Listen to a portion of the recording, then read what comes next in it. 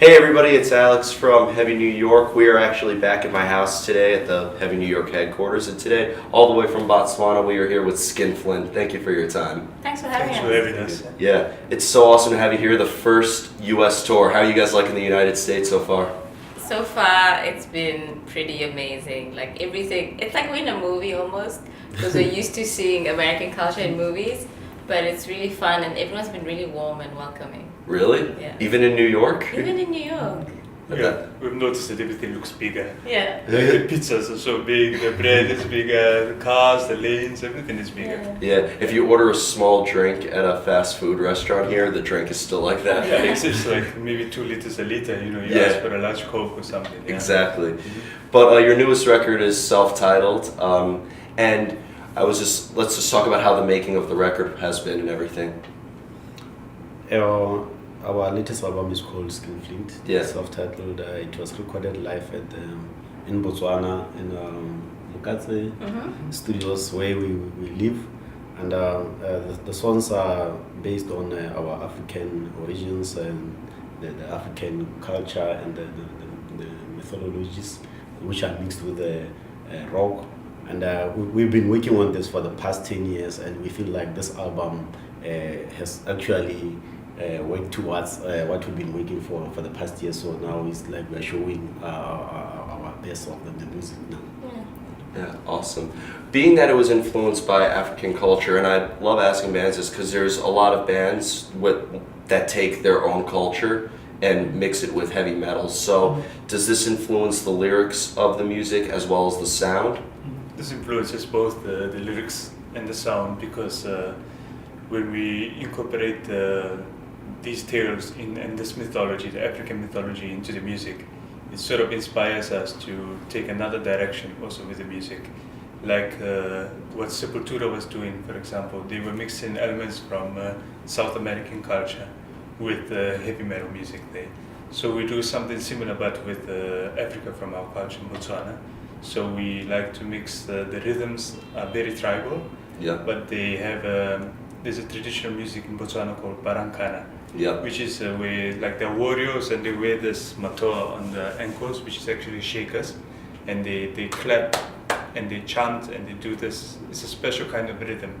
So we try to put that into the music as well, which we started doing on Chief of the Ghost, and we continued that tradition with the new album. Yeah, I could definitely hear it in Chief of Ghosts, like how you took, like the first thing I thought of was Sepultura. Yeah. But there's also like, did you take like the tribal elements from your culture and put that first before adding heavy metal, or did you have the heavy metal before? We started with heavy metal actually. When like our earlier records, before we recorded anything, it was mostly just straightforward heavy metal. And it was just the lyrics at first with the mythology that we were putting in. But by the time we got to Nyamba, Chief of the Ghost, and now the latest Skinflint, there was a lot of elements in the music as well of our culture in Botswana. Awesome. You know, it's funny because I interviewed a band from New Zealand called Alien Weaponry, and they combined Maori culture with their music. It goes to show that you could combine metal with pretty much I anything. think that's really a cool thing, because it shows that heavy metal has so much diversity. It's a music that breaks stereotypes, misconceptions, and it has no boundaries. So I think that's a really cool thing. You can't really say that about many other genres of music, but with heavy metal, there's so many subgenres of it, and so many bands incorporating their own touch. That's why I think that it's still alive today and it's still expanding. Absolutely. Now, being that this record was influenced by the African culture, and you know, like here in America, when a lot of bands take influence from American culture, most of the time it's very political. Yeah. But I feel like coming from Africa with so much history and you know so much diversity as well, like Batswana is very different from Egypt, which is very different from Sierra Leone. And Exactly. so, like, you mentioned tribal elements, so is it fair to say that you're focusing mainly on African mythology, or is there a lot of different subject matters that you address in your record? I think at the moment it's mostly African mythology because it's something that hasn't really been documented. So we're familiar with Greek mythology and Roman mythology, but African mythology is kind of hidden. So we just want to bring that out and maybe something else will come from this, or people will write books, or like Giuseppe always says, he'd like to see a video game based on like the mythology of African culture. Which is awesome, like Yeah. Legend of Zelda. Yeah. Kind of. Like I said, imagine an RPG based with spirits and the demons and the scary parts from Africa. So that's what we want to bring to the forefront. And like Sandra was saying, most of these tales have not been documented in mainstream media because oral tradition is very strong in Africa, especially where we come from. So you'll always hear stories about like some bat-like creature and like some snakes from caves, like very interesting mythology that we want to bring that oral tradition, that storytelling into the music. Yeah. Now, as somebody who may not, are you trying to maybe inform a listener based on this African mythology, or could like maybe a listener interpret it differently and kind of be inspired to make their own story out of it? I think I want to inspire people, to be honest, and also to inspire other bands, especially from Africa, to combine elements from their culture into the music. Yeah.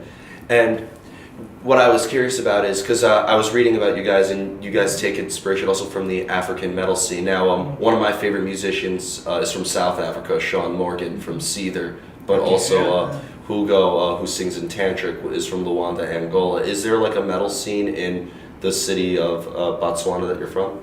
Yeah, in Botswana has a very strong underground heavy metal scene. We have it's very distinct, especially the way the fans dress. They have this cowboy look mixed with a biker and with strong African influences, especially the way they dress.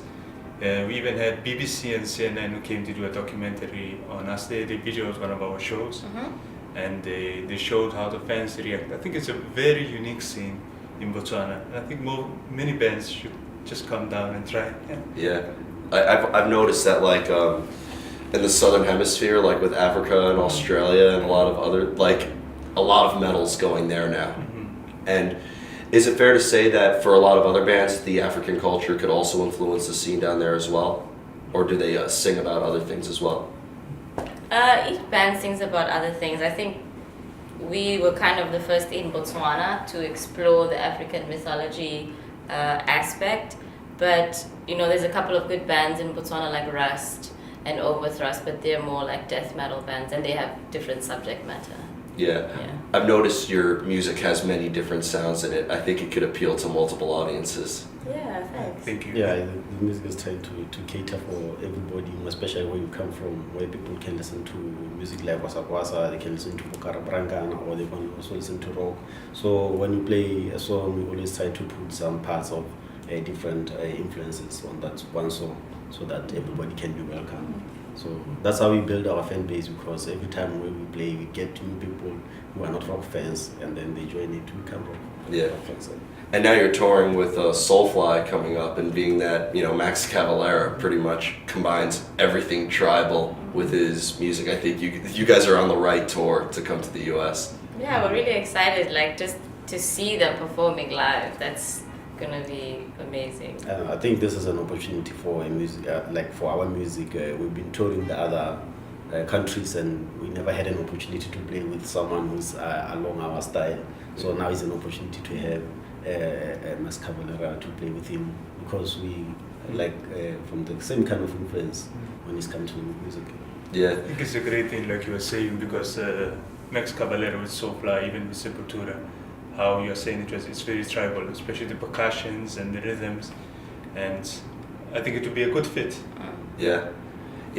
Were you taking inspiration at all from Sepultura? Like, did that kind of inspire you to kind of get your sound, or where did the idea of combining your tribal elements of African mythology with metal, where did the idea come from? I think that's the environment where a musician lives inspires you. Like you stay in New York, even though you won't think about it, like many bands from America, whether directly or indirectly, they are inspired by their surroundings. So it was just something that came natural to us. We didn't really think we're gonna do this or do this. It just felt like the right thing to do. We never planned it, we never thought about it. But like growing up in Africa, growing up in Botswana, we used to hear a lot about these tales, this mythology, all these stories, and I also grew up from a musical family. My dad used to play from Nosy Road, so as a child I used to sometimes go on tours and I would see many different artists playing in Africa, many African artists that played Kwasa Kwasa, there was Barankana. So being exposed to all of these other kinds of music from Africa, subconsciously it just came into the music. Yeah. That's what I would say, yeah. Yeah, and Africa in itself, it's like, because it's such a big continent, like, you know, there's music everywhere there. So like in North Africa, you know, which is more desert, they could be influenced by their surroundings. And Southern, which is, it's more jungle and more grass and everything like that. So I think depending on where in Africa you're from, your surroundings are so different and the music could come out of there differently.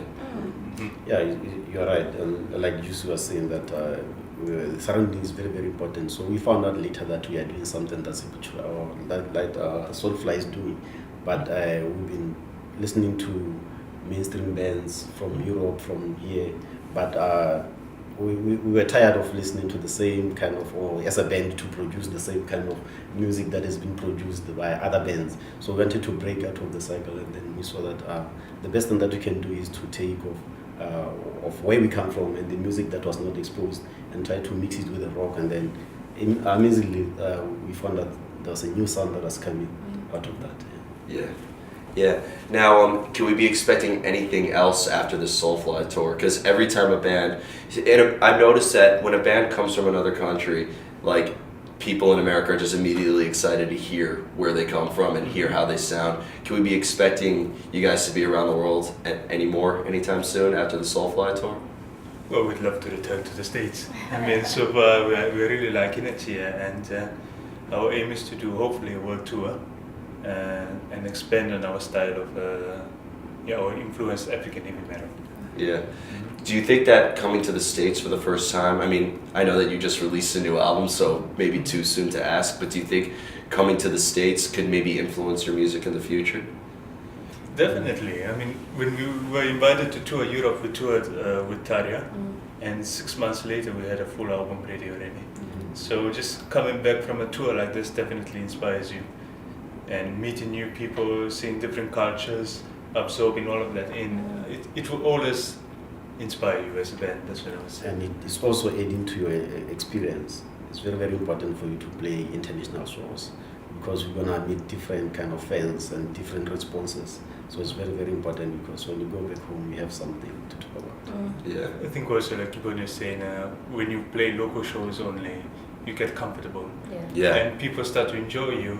But I think in order to really test a band, you need to put it into new places, across borders, like new continents. So that by us coming here and seeing how the audience can react, people who, well, we have some fans here, but mostly those who have never seen us before, playing to those new audiences and seeing how they react, that is an important thing to us. It's much more challenging than just playing shows where people know your songs, they're familiar with you. Yeah, sometimes being in your scene is like the worst enemy because you get so used to playing in front of the scene. You get used to it, and then and it gets into your mind that you feel like you're sort of like a star there.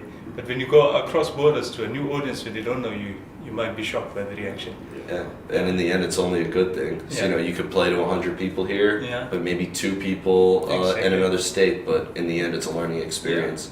You can't get your name out there by playing to the same spot. Yeah, that's true, yeah. So before we go, I want to thank you guys so much for your time. You're hitting the road with Soulfly very soon. Is there anything else with Skinflint that you would like to promote? Right now, we're just focused on the tour, but we actually just put up a live video of one of our performances. So I feel like fans could get a taste of what's to come at the shows if they had a look at that. Awesome. Yeah. Well, thank you guys so much. Thank you. Everybody, Skinflint, be sure to pick up their self-titled record if you haven't already. We'll see you next time on Heavy New York. Thank you.